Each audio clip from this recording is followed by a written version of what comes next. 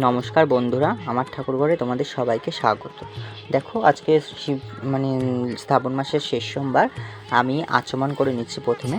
তো নমশ্রী বিষ্ণু, নমশ্রী বিষ্ণু, নমশ্রী বিষ্ণু বলে এবার হাতটা ধুয়ে আচমন মন্ত্র পড়ে নেব। ওম নম অপবিত্র পবিত্র বা সর্বাবস্থান গত পিবা যৎস্বরে পুণ্ডরিকাক্ষ সবাহ্য অভ্যন্তর সূচি নম সূচি নম সূচি নম সূচি। এবার আমি যেই পাত্রে শিব ঠাকুর বসাবো সেই পাত্রে চন্দন দিয়ে এই দুটি ত্রিভুজ মতো করে তিন কোণায় একটি পদ্ম ফুলের মতো করে নিচ্ছি। তোমরা ভিডিওতে দেখতে পাচ্ছ। শিব ঠাকুর হচ্ছে এমন একজন যিনি তিনি হচ্ছে খুবই অল্পতে সন্তুষ্ট হন। একটি বেলপাতা দিয়ে পুজো দিলেও সে অবশ্যই সন্তুষ্ট হবে। আর শ্রাবণ মাসে ঠাকুর মনের কামনা বাসনা শোনে। তো আমি প্রথমে গুরু পূজা করে নেব এবং গুরুর চরণটিকে আমি স্নান করিয়ে নেব পঞ্চামৃত দিয়ে। তো দেখতে পাচ্ছি আমি গুরুর চরণটিকে রেখে নিয়েছি। এবার আমি গুরুদেবের নাম এবং ইষ্ট মন্ত্র জপ করে আমি সেটিতে গুরুদেবের চরণটিকে ধুয়ে নিচ্ছি। ফটোটি লেমিনেশন করা, এই কারণে ধোয়ানো যাচ্ছে।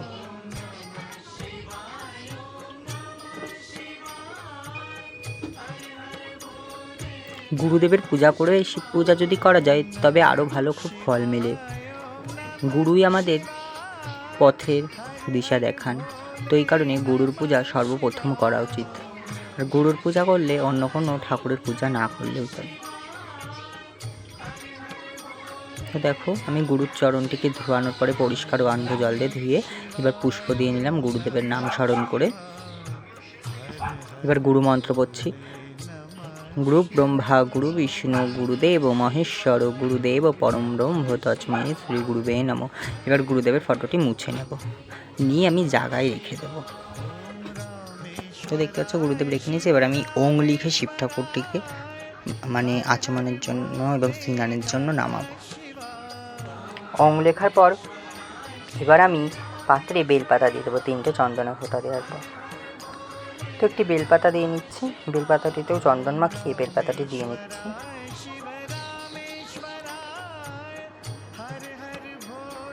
এবার আমি শিব ঠাকুর, নন্দী মহারাজ, শিব পাথর, বাসুকীনাগ, ত্রিশূল সব নামিয়ে নেব। পঞ্চামৃত দিয়ে অভিষেক করানো। জয় শ্রীরাম। দেখো, একে সব কিছু নামিয়ে পঞ্চামৃতের ভেতর দুধ, দই, ঘি, মধু,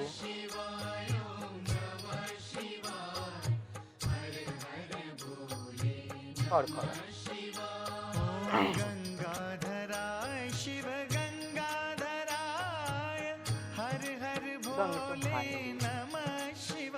ধানটা আসলে কিছু হয় না। এটা আমাদের যে বাজে কর্ম বা খারাপ কাজ আছে সেইটা এই ভাঙের সাথে নিবেদন করাটাই আমাদের উচিত। আমরা অনেকেই ভাবি তো আমি এবার মধু মাখিয়ে নেব করে মধু তুলে প্রথমে আমি ঘি মাখিয়ে নিচ্ছি ওম নমঃ শিবায় মহামন্ত্রে। তো সব ঠাকুরকে 3বার ঘি দিয়ে ঘিটি আমি ভালো করে মাখিয়ে নেব।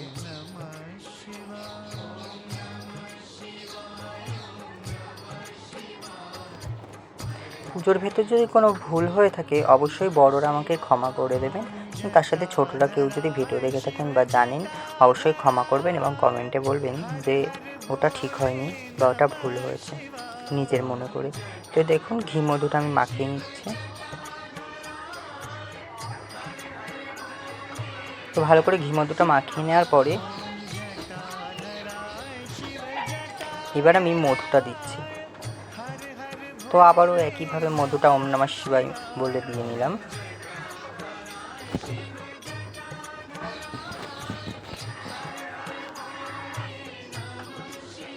তো মধুটাও মাখিয়ে নিলাম।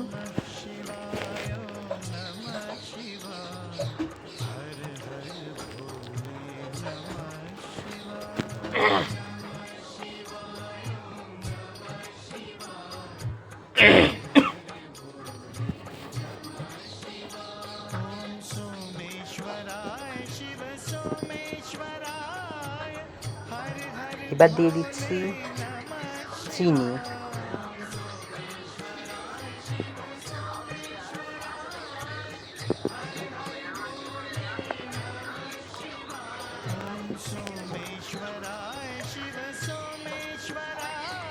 এবার দেব ভস্য।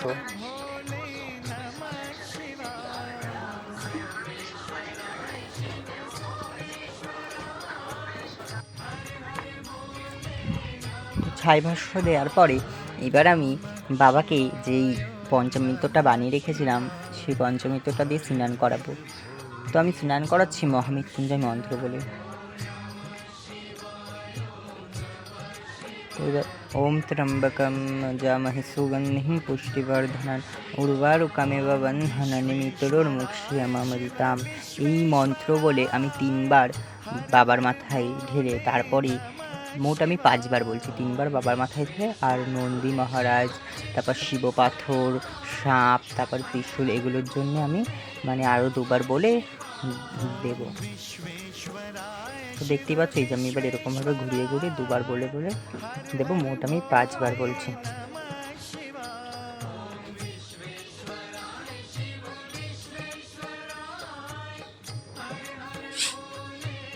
তো এইভাবে আমি পুরো দুধটি ঢেলে একটু দুধ রাখবো, কারণ যেহেতু আমরা উপোস করে জল ঢালি সবাই, এই কারণে অনেকে যাদের শরীর খারাপ তারা উপোস নাও করতে পারো, তো তার কারণে আমি একটু দুধ রাখলাম ওটা দিয়ে চরণামৃত বানানোর জন্য।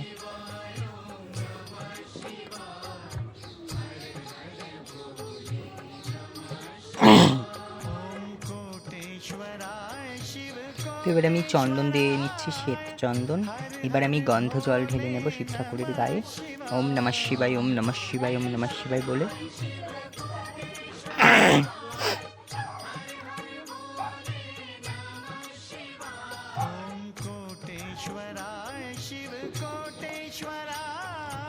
এই যে এবার নর্মাল জল ঢেলে নিচ্ছি।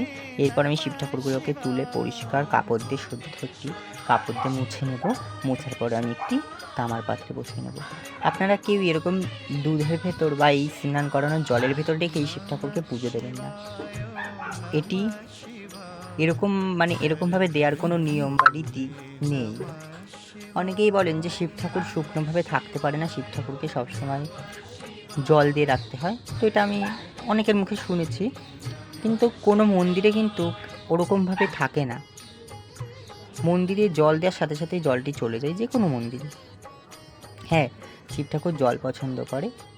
আপনারা চাইলে খুব অল্প পরিমাণ জল দিতে পারেন বাটিতে, কিন্তু অনেক নয়। আমি দিই না, কারণ আমার এটা কীরকম লাগে যে যতই জল পছন্দ করুক, নিজের উপর থেকে বিচার করে যে আমাদের যদি কেউ জলের ভেতর রেখে দিত কেমন লাগে। তো হ্যাঁ, আপনারা বলতে পারেন মানুষ, আর তিনি তো ভগবান। তো ভগবান হলেও আমাদের এখানটা একটি কালী মন্দির আছে, কালী মন্দিরেও ওরকমভাবে করা হয় না। নর্মালি জল ঢালা হয়, পুজো দেওয়া হয়, তারপর আবার শুকনো মানে ওই জায়গাটা শুকনোই থাকে, জলটি চলে যায়। তো কথা বলতে বলতে বলা হলো না, আমি পাত্রটিকে মুছে নতুন একটি তামার পাত্র পেতে তার ভেতর চন্দন দিয়ে ওং লিখে একটি বেলপাতার উপর আবারও ঠাকুরটিকে বসালাম। তো কেশর চন্দন দিয়ে আমি শিব ঠাকুরের মাথায় তিলক করে দিলাম, সব শিব পাথর, নন্দী মহারাজ, তারপরে ত্রিশূলটা একটু সুন্দর করে 3টে দিকেই মানে চন্দন দিয়ে নিচ্ছি, সাপকে দিয়ে নিলাম। তো দেখতেই পাচ্ছ তোমরা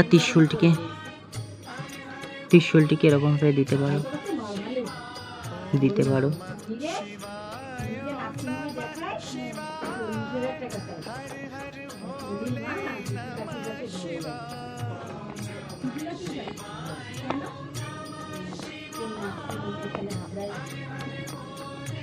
তো দেখতে পাচ্ছ একটু শিব ঠাকুরের চারিদিকে দিয়ে দিচ্ছি চন্দন।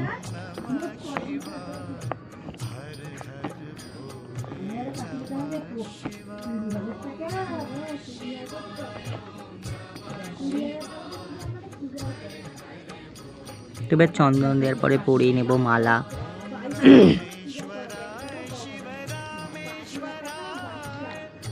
মালায় আমি চন্দন মাখিয়ে নিচ্ছি। তো এই ভিডিওগুলো আমি হয়তো তুলতে পারিনি, ভিডিও ক্লিপটি মালায় চন্দন মাখানো, তো তোমরা একটু অ্যাডজাস্ট করে নিও।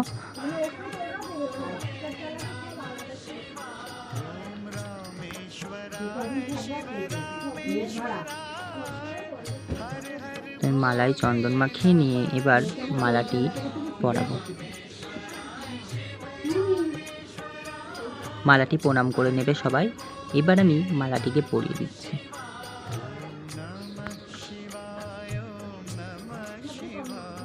তো বন্ধুরা, আমার একটা ভুল হয়ে গেছিলো যে আমি পৈতেটা বাবাকে পড়াতে ভুলে গেছিলাম। পরে আমি পৈতেটি বাবার নামে নিবেদন করে রেখেছি, ওখানটা তোমরা ভিডিওতে দেখতে পাবে। পৈতেটি আমি দিতে একটু ভুলে গেছিলাম। মালা পরানোর পরে এবার আমি বাবাকে নীলকণ্ঠ ফুল দিয়ে নেব ওম নমঃ শিবায় বলে বলে। আপনারা সব কিছুতেই ওম নমঃ শিবায় বলতে পারেন, মানে মালা পরানো, ফুল দেয়া, যারা দীক্ষা নিয়েছেন তারা দীক্ষার মন্ত্র বলতে পারেন, বীজ মন্ত্র যেটাকে বলে আর কি। তো আমি ওম নমঃ শিবায় এবং দীক্ষার মন্ত্র বলে ফুলগুলো দিচ্ছি। তো এবার বেলপাতা দিয়ে নেব, তিনটে বেলপাতা বাবার মাথায়, আর হচ্ছে একটি মানে চোখ আছে সেই চোখের ওখানটা, আর আবারও একটি দিয়ে নেবো বাবার মাথায়। মোট 5টি বেলপাতা আমি দেবো বাবার মাথায়। তো দেখতে পাচ্ছেন 3টে দেওয়ার পরে 4টে, যে 5টি। এবার দেব শিব পাথর এবং নন্দী মহারাজকে। তবে হ্যাঁ, এই কথাটা সত্যি যে শিব ঠাকুর আনলে পরে সাপ, ত্রিশূল নন্দী মহারাজকে আনতে হয়। তো এবার আমি ত্রিশূলকে দিয়ে নিলাম ওম নমঃ শিবায় মহামন্ত্র বলে এবং দীক্ষা মন্ত্র বলে। এবার আমি দিয়ে নিচ্ছি কলকে ফুল।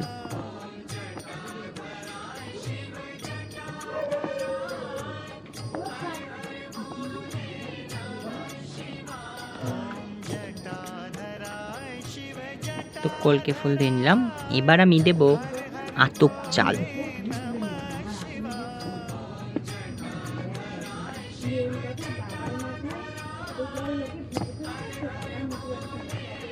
তো আতপ চালগুলো কেউ ভাঙা দেবেন না, সবাই বেছে নেবেন যেন চালগুলো আস্ত হয়। তো আতপ চালটি আমি মন্ত্র বললাম যে আতপ চালায় ওম, অখণ্ড আতপ চালায় নম শিবায় নম মহামন্ত্র বলে এবং গুরুমন্ত্র বলে। কেউ যদি গুরুমন্ত্র নিয়ে থাকো, সেই গুরুমন্ত্র জপ করে যদি কোনো পুজো করো বা কিছু করো, তাহলে কোনো মন্ত্রই প্রয়োজন হয় না। আতপ চাল দেওয়ার পরে এবার আমি দুব্বগুলোকে বেছে সুন্দর করে গুনে, এই যে এবার আমি দুব্ব দিয়ে নিচ্ছি। দুব্ব আমরা দিয়ে থাকি দীর্ঘায়ু কামনা করে। তো এই সুদূর্বায় ওম নমঃ শিবায় নম চন্দনে বলে দিলাম দুব্বটি।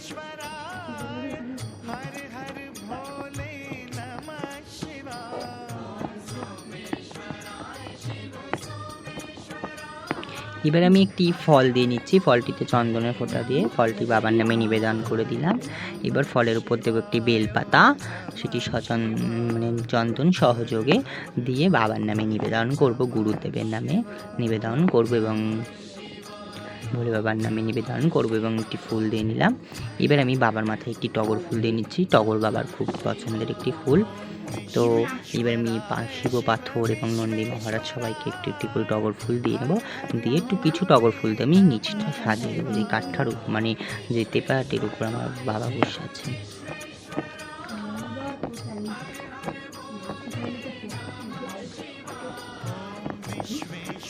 তো ভিডিওতে যদি কোনো অন্য সাউন্ড বা কোনো ভুল ত্রুটি হয়ে থাকে অবশ্যই আপনারা ক্ষমা করবেন, করে ভিডিওটি সম্পূর্ণ দেখবেন। ভালো লাগলে অবশ্যই জানাতে ভুলবেন না। দেখো ফুলটা আমি একটু বাবার সামনে সাজিয়ে নিচ্ছি, সাজালে নিজেরই ভালো লাগে।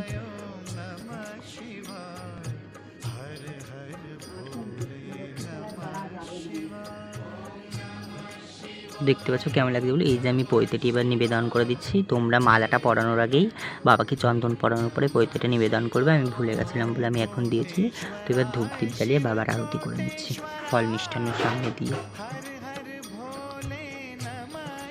তো এইখানটা আমি আমাদের গুরুদেবের একটি গান, গুরু গোবিন্দ পরমানন্দ পুরনো ব্রহ্ম নারায়ণ, এই মহামন্ত্র গানটি আমি গাইছি আর আরতি করছি।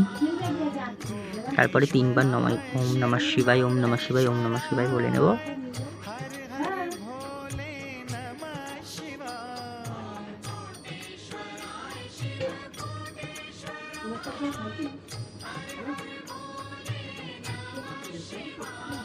তো বন্ধুরা টাটা, ভিডিওটি এটুকু থাকলো, নমস্কার।